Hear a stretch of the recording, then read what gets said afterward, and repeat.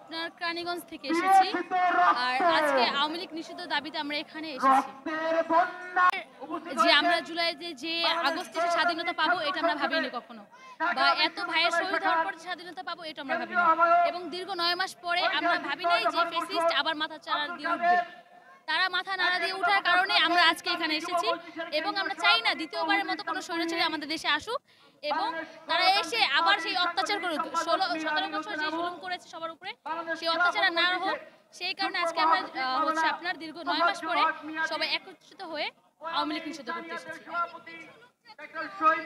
জুলাইও তারা তো অবশ্যই চাবে আওয়ামী লীগ নিষিদ্ধ হোক, কারণ কারো ভাই কারো মা কারো বোন হারিয়েছে, তারা তো অবশ্যই চাবে আওয়ামী লীগ নিষিদ্ধ হোক। বা যারা 17 বছর অত্যাচারিত হয়েছে তারা অবশ্যই চাবে আওয়ামী লীগ নিষিদ্ধ হোক। কিন্তু যারা মিটিং মিছিল করেছিল তারা তো আওয়ামী লীগের সাথেই ছিল। আওয়ামী লীগের দোসররা তো অবশ্যই চাবে আওয়ামী লীগ ফিরে আসুক।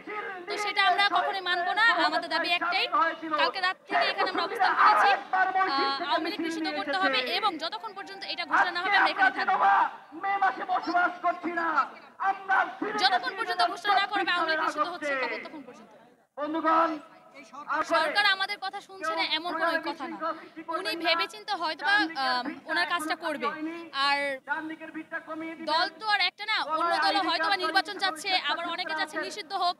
এই হিসাব করে এখন জুলাই সংস্কার করা হবে এবং আওয়ামী লীগ নিষিদ্ধ করার পরে যা নির্বাচন করার হোক সেটা করা হবে।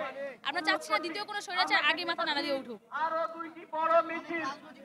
যদি আসলেই যে টাকা পয়সা নিয়ে যে লিয়াজু ভিত্তিক যদি কাজ করতো তাহলে হয়তোবা এই পিছনে দেখতেছেন সবাই ঐক্য হয়ে এখনো এখানে বসে থাকতো না।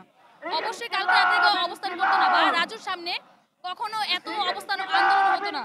তো অবশ্যই আমরা পিছনে দেখতে পাবো যে কালকে রাত থেকে অবস্থান করা হচ্ছে এখানে। উপদেষ্টা যারা আছে তারা এখানে আছে এবং এখনো আছে, তারা এই দাবিটা নিয়েই আছে যে আওয়ামী লীগ নিষিদ্ধ করা হোক।